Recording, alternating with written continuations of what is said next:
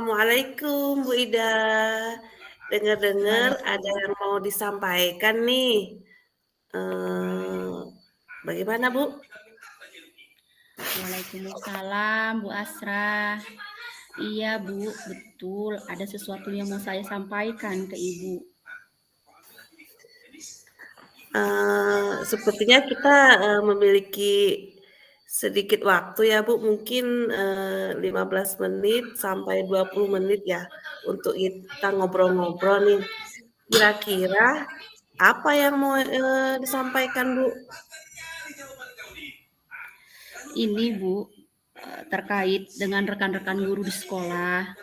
Saya perhatikan dari tahun ke tahun kok tidak ada perubahan begitu ya. Penyampaian materi pembelajaran yang masih menggunakan metode konvensional saja. Ceramah lagi. Padahal kan kita tahu bersama ya Bu, perkembangan zaman tuh semakin canggih, teknologi pembelajaran juga semakin update. Tapi guru-guru di sekolah saya itu nggak mau melakukan perubahan, hanya mengandalkan metode konvensional saja. Jadi menurut saya pembelajarannya jadi kurang bervariatif loh Bu. Oke, kalau saya garis bawahi ini berarti permasalahan dari Bu Ida adalah pembelajaran dari rekan-rekannya yang kurang bervariatif. Begitu ya, Bu ya? Iya Bu, kurang kreatif. Medianya ataupun model pembelajarnya masih yang lama aja Bu.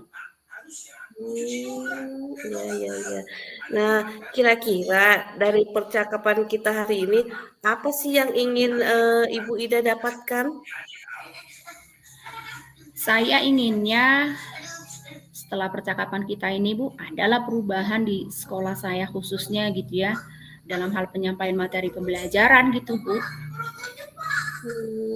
Oke, jadi Bu Ida harapkan adanya perubahan ya Bu. Kira-kira perubahan apa yang ingin Ibu lihat dari ataupun yang Ibu inginkan gitu?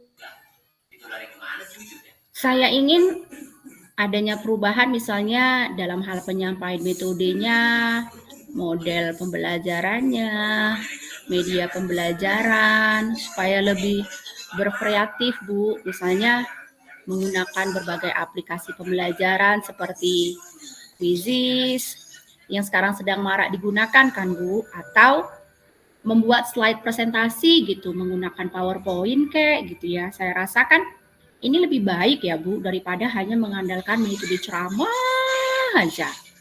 Nah, maksud saya supaya lebih kreatif lah Bu guru-guru di sekolah gitu. Ya. Dari yang Ibu sampaikan tadi, bahwasanya menggunakan model-model yang berkreasi dan inovatif itu adalah kondisi idealnya itu kira-kira itu di level 10 ya Bu ya. Nah, kira-kira sekolah Bu Ida sekarang ini berada di level berapa ya Bu? Kalau saya lihat-lihat nih Bu, sepertinya ada di level 5 Bu, karena di sekolah saya itu kan lebih banyak guru-guru yang senior Bu kan. Maksudnya guru-guru senior ini malas mempelajari hal yang baru gitu, apalagi yang sudah mendekati pensiun Bu kan. Jadi mungkin lebih sulit Bu. Oke, sekarang di level 5 ya. Kira-kira di level berapa nih bisa ditingkatkan agar bagaimana terlihat adanya perubahan pembelajaran dari yang Ibu inginkan lebih kreatif lagi gitu?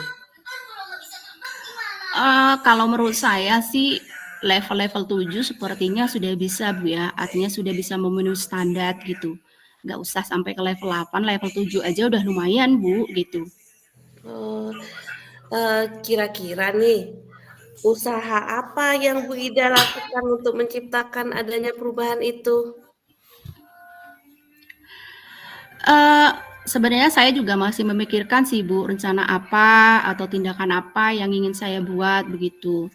Tapi mungkin yang ada di pikiran saya sekarang mentoring atau pendampingan individu antara saya dengan guru itu secara face to face atau bergantian itu Bu. Mungkin itu yang saya rencanakan Bu. Ya, ya. Berarti Ibu akan merencanakan pendampingan individu, kemudian mentoring ya Bu ya. Nah, selain itu, kira-kira ada nggak strategi yang pernah Bu Ida lakukan dan terapkan dan teman-teman nyaman? Saya nanti akan mencoba tanya Bu ya kepada kepala sekolah untuk mengadakan kegiatan pelatihan atau workshop gitu Bu yang bertujuan untuk meningkatkan kompetensi guru khususnya dalam hal penyampaian materi pembelajaran menggunakan media-media yang bervariatif Bu. Berarti Bu Ida ingin merencanakan mentoring, pendampingan individu, workshop juga. Nah, menurut Bu Ida nih, yang kira-kira nih nyaman dan lebih bisa terrealisasikan yang mana ya Bu? Kalau menurut saya mungkin mentoring ya Bu, karena kalau untuk pelatihan atau workshop itu kan perlu persiapan yang matang Bu ya. Iya, iya, iya.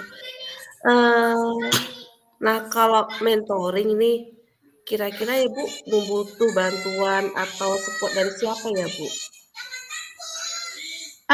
Saya bisa minta bantuan dari teman-teman yang paham IT sepertinya Bu. Berarti Bu Ida ingin melakukan kolaborasi ya Bu ya dengan rekan-rekan kerja Ibu. Kira-kira kapan Bu bisa direalisasikan? Insya Allah secepatnya Bu, akan saya coba koordinasi dulu dengan rekan-rekan Bu. Iya, ya. Nah, dari percakapan kita ini, kira-kira apa yang yang Ibu dapatkan? Saya sudah mendapat gambaran sih Bu, bagaimana terjadinya perubahan di sekolah ya, dengan cara mentoring, dibantu rekan-rekan yang memiliki keahlian IT, yang jago dalam bidang pemanfaatan media pembelajaran pastinya Bu. Alhamdulillah Bu Ida sudah mendapatkan gambaran tentang menciptakan adanya perubahan pelajaran yang lebih bervariatif ya Bu ya. Sekarang saya tunggu nanti kabar baiknya dari hasil Ibu melakukan mentoring jadi saya ingin mendengarkan cerita-cerita lagi ya. Semoga berhasil ya Bu. Iya Bu Alasra, terima kasih banyak loh Ibu ini sudah mau meluangkan waktu, mau mendengarkan cerita saya. Mudah-mudahan apa yang saya lakukan nanti bisa bermanfaat dan bisa mengubah kondisi di sekolah saya Bu ya, khususnya guru-guru di sekolah. Sama-sama Bu Ida. Kalau ada yang diceritakan nanti langsung boleh hubungi saya lagi ya Bu. Baiklah Bu Ida, Assalamualaikum. Waalaikumsalam Bu Alasra, sekali lagi terima kasih banyak. Baik Ibu. Oke.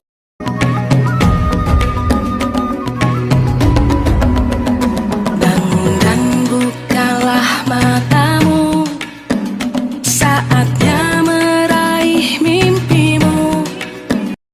Halo Asra, gimana kabarnya Dek? Hai Kak, sebenarnya sih agak pusing nih Kak, banyak banget tugas yang harus diselesaikan. Gitu ya. Iya Kak, aku butuh tempat ngobrol nih. Sepertinya perlu coaching nih kayaknya dari Kakak. Oke, boleh banget lah pastinya. Kakak juga lagi kosong ya. Asra mau apa nih dari coaching kita? Maunya sih Kak, aku bisa nentuin mana yang jadi prioritas utama. Aku dan bisa ngatur waktu yang lebih optimal Kak. Soalnya kan Kak, aku benar-benar bingung nih bagaimana cara ngatur tugas antara pelatihan calon guru penggerak, kemudian tugas sebagai guru di sekolah dengan administrasi yang menumpuk banget, ditambah lagi tugas jadi ibu rumah tangga.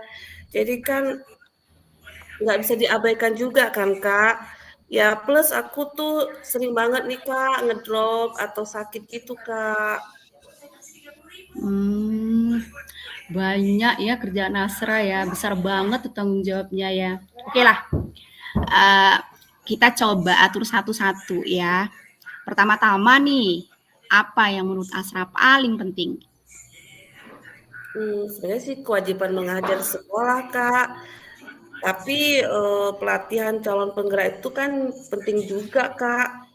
Tahu sendirilah, Kak, kan untuk ikut pelatihan itu, untuk pengembangan diri dan menunjang kinerja profesional kita sebagai guru dan nggak semua juga sih, Kak, terpilih ikut pelatihan calon guru penggerak, gitu. Betul, betul, betul ya. Oke, Kakak paham ya. Nah, apakah waktu pelatihan calon guru penggerak itu mengganggu jam mengajar Asra di sekolah, Dik? Enggak, Kak, pelatihan calon guru penggerak itu mah diadakan setelah pulang kalaupun Zoom ya dilaksanakan setelah pulang sekolah. Oke, oke. Berarti waktu pelatihan dan waktu ngajar itu nggak saling ganggu ya? Ya, Kak, dua-duanya sejalan, Kak. Apa yang aku buat pelatihan di CGP itu ya bisa untuk menjadi administrasi, ngajar juga. Oke, oke. Berarti tugas pelatihan calon guru penggerak dan tugas administrasi sekolah, kalau boleh dipilah-pilah nih, mana yang harus didulukan? Sebenarnya sih, Kak,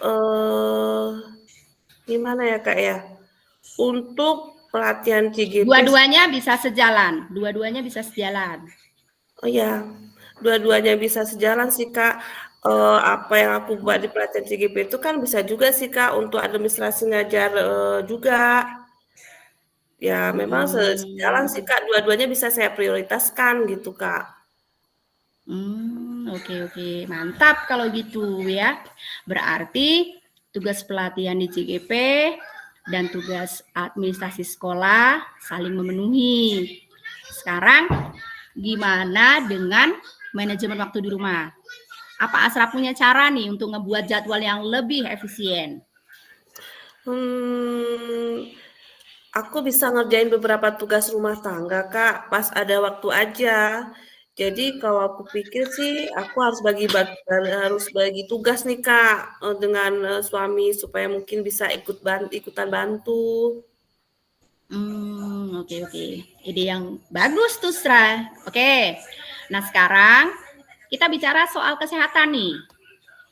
Apa yang menurut Asra bisa Asra lakukan untuk ngejaga keseimbangan dan sebisa mungkin ini nggak sering drop atau sakit? Kupikir kan, Kak, aku perlu ngatur jadwal istirahatku yang lebih berteratur dan mastiin kalau aku tuh, tidur tuh cukup sih, Kak, tiap malam. Sepertinya itu sih, Kak, kalau untuk menjaga kondisi badan aku. Oke, oke banget itu ya. Nah, sekarang kita buat rencana tindakan ya. Oke, apa yang akan Asra lakukan dalam 2 minggu ke depan nih untuk mengatasi situasi ini? Pertama, aku bakal bikin jadwal harian yang lebih rapi dengan prioritasi tugas-tugas penting, Kak. Kedua, aku bakal minta bantuan nih, Kak, sama suami buat bantu-bantu tugas rumah tangga. Dan ketiga, mungkin aku tetap fokus dengan pelatihan calon guru penggerakku. Wis, mantap itu, udah mantap banget itu. Nah, sekarang nih, gimana tanggung jawab yang akan Asra ambil buat ngejalanin rencana tadi? Aku harus komit nih buat ngejalanin jadwal yang udah aku buat, minta bantuan kepala sekolah dan kawan kerja di sekolah, suami di rumah, dan tetap jaga keseimbangan antara tugas-tugas aku. Bagus banget tuh, Sra. Udah mantep banget ya, udah pas banget gitu. Kakak yakin Asra pasti bisa nih ngejalanin semuanya. Nah, kalau begitu kita ketemu lagi ya 2 minggu dari sekarang buat ngelihat perkembangannya nih, oke? Oke. Makasih ya Kak, aku bener-bener tertolong banget nih dengan coaching hari ini. Sama-sama, Asra. Kakak juga seneng banget nih ngobrol sama Asra. Mudah-mudahan bisa membantu ya. Amin, mudah-mudahan. Oke, Asra. Sampai jumpa lagi. Iya, see you Kak. Assalamualaikum. Waalaikumsalam warahmatullahi wabarakatuh.